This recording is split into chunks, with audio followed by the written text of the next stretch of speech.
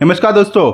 उत्तर प्रदेश विधानसभा चुनाव के लिहाज से अगर 2022 विधानसभा चुनाव के नतीजों में बीजेपी और आरएलडी के सीधे मुकाबले को आधार बनाया जाए तो एक बात साफ है, हर करीबी सीट आरएलडी को देना बीजेपी के लिए आसान नहीं होने वाला है।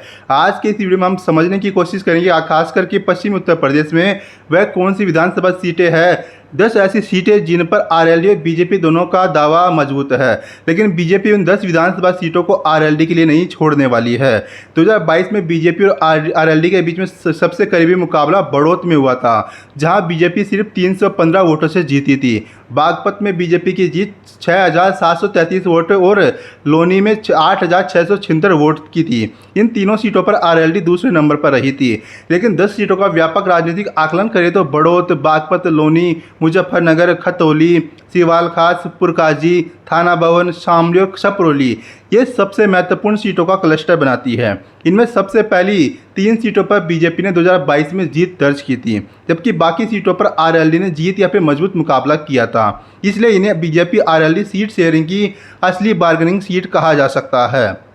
दोस्तों, बड़ौत बीजेपी के लिए सबसे मुश्किल सीट होगी, क्योंकि 2022 में बीजेपी को 90,900 से अधिक यहाँ पर वोट मिले थे और आरएलडी को 90,600 के आसपास में वोट मिले थे।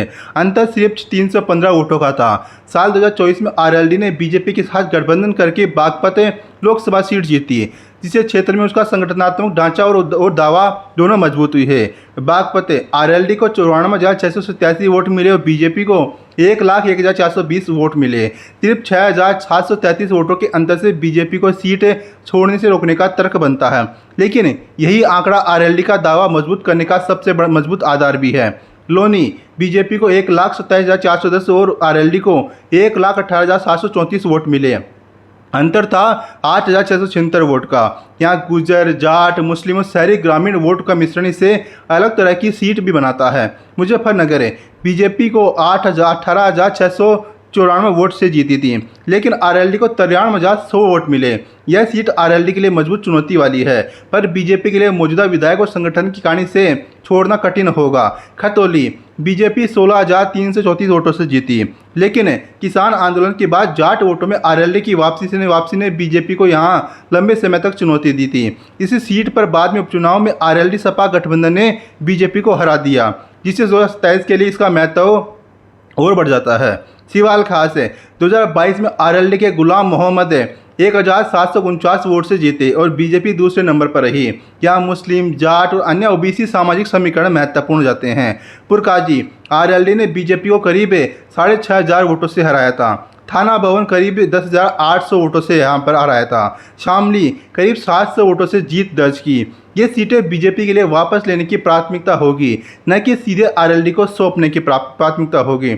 छपरौली आरएलडी का पारंपरिक गढ़ है और 2022 में उसने बीजेपी को 2,958 वोट से हराया था। इसलिए बीजेपी के लिए यहाँ सीट मांगना कठिन होगा, लेकिन पूरी तरह से असंभव नहीं होगा। दोस्तों, कुल मिलाकर बीजेपी अगर आरएलडी को 30 से 40 सीटों के आसपास देने पर विचार करती है तो बड़ौत और बागपत जैसे स्वाभाविक बार्गेनिंग सीट्स है, जहां लोनी, खतौली और मुजफ्फरनगर जैसी सीटें बीजेपी अपने पास रखने की कोशिश कर सकती है। 2022 में किसान आंदोलन के बाद पश्चिमी यूपी में जाट वोटों का एक बड़ा हिस्सा आरएलडी सपा की ओर गया था और इसी कारण कई मुकाबले बेहद ही करीबी बने। रिसर्च बताती है कि बड़ौत और अन्य सीटों पर बीजेपी आरएलडी के बेहद ही कम अंतर को इसी बदले सामाजिक समीकरण से जोड़ा जा रहा है। बीजेपी की रणनीति संभवतः है यह होगी कि जहां आरएलडी का संगठन आधार बहुत मजबूत है वहां सीट छोड़ी जाए, लेकिन जहां बीजेपी का अपना विधायक मजबूत गैर जाट, ओबीसी सवर्ण आधार और शहरी वोट बैंक है वहां सीट अपने पास रखी जाए। इस लिहाज से 10 सीटों में सबसे ज़्यादा बीजेपी नहीं छोड़ेगी। 40 सीटों में मुजफ्फरनगर, खतौली और लोनी आते हैं, जबकि बड़ौत और बागपत पर सीट शेयरिंग की सबसे कठिन सौदेबाजी की होने की संभावना है। अंतिम फैसला साल 2024 के बाद बदले पैटर्न और 2027 के पहले दोनों दलों की जमीनी ताकत पर निर्भर करेगा, लेकिन ये वो 10 विधानसभा सीटें हैं जिन्हें बीजेपी बहुत मुश्किल से छोड़ेगी। अगर छोड़े भी की तो छोड़ने की संभावना बहुत ही कम है। इस पर आपकी क्या राय, अपनी राय बताइएगा। वीडियो को लाइक, चैनल सब्सक्राइब कीजिएगा। शुक्रिया, धन्यवाद।